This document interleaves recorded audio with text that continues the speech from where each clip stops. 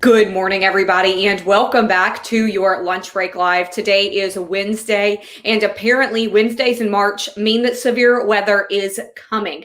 I am joined today by our own AL.com weather reporter, Leigh Morgan. She is going to break down the latest threat of severe weather that is expected to hit the state today. We do know the good news here, I'll go ahead and spoil for you, is that we are not expecting any of these massive tornadoes like we have been seeing, unfortunately, in the past few weeks. But Leigh can give you a little bit more of an update on that. If you have questions, please drop them in the comment thread. I'm going to be watching them, and we're going to put up some images too of the radar in a minute. But Leigh, first of all, what can we expect today in Alabama with this weather?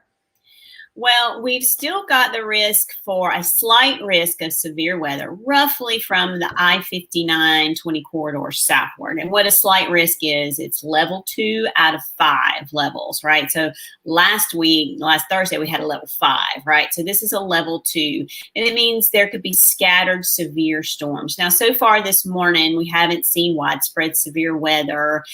We had tornado warning early this morning up in the northwest part of the state. No confirmation yet if that was actually a tornado, but some scattered damage has been reported.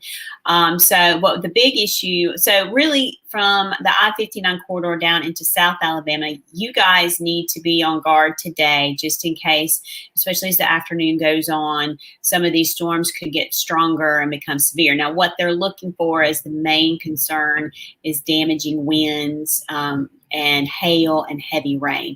The tornado risk is not nearly as high as it's been the last 2 weeks, but it's not zero. So you guys need to be, if you're in that slight risk area, or even a marginal risk area, which is level 1, which is a level below that, you need to just keep an eye on the weather today. Keep your phone on and make sure you have weather alerts enabled, just in case something spins up fast that you need to take cover for.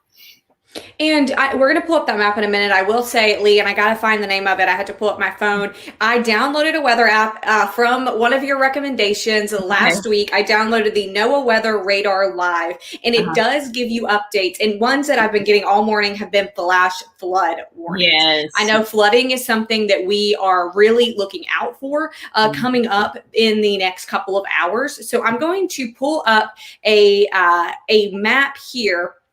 And that is going to, let's scroll down. Again, you can find all of this on AL.com. This is in Leigh's latest weather update. But I'm going to pull up a map right now, and that's an ad on the side. I'll see if I can zoom and kind of get that out of our feed here. But you can see Alabama in this national map, and you can see the different colors that are popping up there around Alabama and kind of North Alabama. Can you explain what this map is and what those colors mean?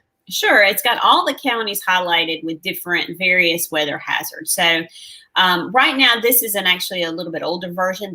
There's a lot of red that's been added to this map with flash flood warnings. So a lot of areas north central Alabama are under a flash flood warning right now. Some places have had 3 to 4 inches of rain already today, and it's still continuing to rain in some of those spots. And flash flooding has been reported in lots of areas. The areas in green on that map are under a flash flood watch. The part in North Alabama, the Weather Service is considering maybe canceling it early because most of the rain has moved or is moving out of North Alabama. But the ones for Central Alabama, and it's been extended a little bit to the south, should go on till about 7 o'clock tonight. So what we're watching is an area of slow-moving rain and storms, and it's kind of roughly aligned along the I-59-20 corridor, and it's slowly going to push its way south through the afternoon, and it's dropping a lot of heavy rain in spots. So there's a lot of flash flood warnings. The flash flooding is kind of an underrated killer. It kills a lot more people than you would expect, sometimes more than tornadoes or hurricanes. And, the Weather Service is always telling you, turn around, don't drown. And it's so important. If you come across a flooded roadway, please do not drive across it because you do not know what is going on underneath that water. So I've seen several pictures this morning from the northwest part of the state around Ewan and Winfield and those areas where roads are just washed out. from water. That is, and you know, I know that we kind of laugh sometimes when we hear that because we hear it over and over, the turnaround, don't drown, but it is so true, Leigh. I'm glad you brought that up because the problem is not necessarily whether your car can handle the water, right? And I think that's unfortunately what many people believe that saying means. That's not the problem. The problem is what might be under that water because you cannot see through it. This is not the Bahamas. This is not Destin. You cannot see that clear blue water. It is dark, it is muggy, and you don't know what is under there. And you know, I think they've said it only takes about 6 inches of water to lift your car off the road and sweep you away. And once that happens, I mean, you're in real trouble. And then you also put first responders at risk too. So just avoid that if you can. Please do not drive through flooded roadways. You know, even if you think it's fine, you just never know. I'm looking through some of these comments here. Got a question, and I think that he's going to be happy to hear this answer. This is from Francisco, and he says, so is there a tornado warning?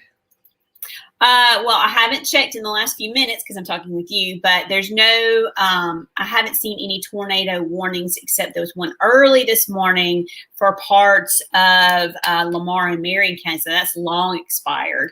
And there's no tornado watches in effect either right now. So, great news. I'm checking that app again. You told me to get it, Leigh. I listened. I got it. I've got my radar. And if anybody needs it, this is called the NOAA. It's NOAA Weather Radar Live. And this is going to give you alerts. We're not sponsored by them. It's just a great app that you can get. It's free on your phone. And those are some of the apps I know, Leigh. We had a post we can recycle from you about the best ways to get these warnings so you're not relying on those outdoor sirens. But there, to answer, I think, Francisco, if you are thinking these heavy tornadoes that we saw last week and in the last several weeks, actually, those are not expected today, right, Leigh? Right. Now, we could have some spin up real quick along this line of storms that's coming through. So the tornado threat is not zero. It's still possible. But they're not, you know, the last 2 weeks, they were really on the lookout for the big, powerful, violent, they call them long track tornadoes. They're on, you know, that are on the ground for miles and miles. That's not what they're expecting today. They're expecting more damaging winds, heavy rain, and some hail. Now, one thing about severe thunderstorm warnings, don't discount those because those can have winds up to hurricane force. And the wind combined with all this rain we've had, and it's not going to take a whole lot to bring down trees. And, you know, trees can slice a house in two. I've seen that in my own neighborhood this week with the last round of severe weather that came through. So, you know, take those seriously because those winds, I mean, they call them damaging winds for a reason. They can really cause a lot of problems. And it's just, it doesn't take a tornado to cause a lot of problems. That's a good point, Leigh. And I know you made a good point I was actually going to bring up, but you beat me to it. And that is all of the wind, all of the rain that we have had are trees. And we know Alabama is a very green state. We got a lot of trees and a lot of foliage around. The ground is wet. Right, that it's not going to take as much to take down a tree as it might have a couple of months ago when we had not had all of this rain. So I'm going to look through a couple of these comments coming through. I've got one from Liddell that says it's great weather if you're a duck. Liddell, I guess you're right. I appreciate your positivity today. Cody asking about when will this hit the East Alabama area? So I've pulled up this map, Leigh. I'll let you walk us through this and tell us kind of the difference in green and yellow and what direction this storm is coming from. Everything is slowly sinking to the south and east. So it depends on where you are in East Alabama. If you're in northeast Alabama, you know, up near to the east of Huntsville, then the rain's going to be moving out soon. If you're down in southeast Alabama, Dothan, Troy, Auburn, down that way, it's going to be later on this afternoon before those storms get to you. So it just depends on where you are. And then again, in North Alabama, the risk of severe weather is not as high. So what we're going to be looking for is areas, you know, Montgomery southward for the possibility of severe storms this afternoon. I'm sorry, you're hearing from my feline co-host. It is a zoo here. I do charge admission if you wanna come, but he doesn't have a lot of boundaries. So sorry for everybody for his chiming in here. I think he was actually saying stay off the roads. So Leigh, the track of this storm, is it fair to say it's coming in from the north, headed southeast? Correct. Very slowly sinking to the southeast. It's a cold front. So the storms are forming along and ahead of that cold front. And generally they move, from west to east, from north to south. So it's slowly sinking to the southeast. Now, another thing that we haven't talked about is it's going to get really cold behind this front. So if you're in North Alabama, North Central Alabama, by this afternoon, the temperature is really going to fall into the 50s and maybe in the 40s in some spots by the time you leave work this afternoon. So, and then tonight's going to be really chilly and it's going to be cold on Friday as well. So I would be on the lookout for frost and freeze advisories, pretty much statewide, except for the farthest southern reaches of Alabama over the next couple of days. If you have any plants that you've planted, you might want to keep an eye on that because they're going to, we could see temperatures to the freezing mark and below tonight and tomorrow night for sure. That's a good point, Leigh. If you are like me and went ahead and bought some ferns, you probably need to put a blanket over those, bring them inside. I'm going through some of these maps that you have in your weather post, Leigh, that is linked in the comments here. So I know, I think Cody came back and said he was in Opelika. So you're definitely looking at a kind of afternoon storm, Cody. But all of these maps are included in Leigh's story. Leigh, I know you're going to be keeping us updated throughout the day. Right. Will you have updated maps of these? Sure. As soon as I use all these from the Weather Service, and then as soon as they update them, I'll make sure that they're added to this post. And then the overall severe weather risk graphic that we started out looking at, they update that several times during the day, and that's going to change during the day. So if you're in North and North Central Alabama, eventually you're going to be out of that severe risk altogether, and it's going to be focused more toward the south. So I'll be sure and keep those updated, and then any warnings that may come across, hopefully there won't be any. We'll keep an eye on those too. I'm going to quickly just rapid fire answer. I got Suzanne asking the risk in Gadsden, Birmingham. That is actually in the marginal risk area. It should be coming through us and getting out of that Gadsden, Birmingham area. Suzanne, got a question here from Elizabeth saying she's headed to Birmingham for a doctor's appointment. Do I need to worry before I get back home in Atala?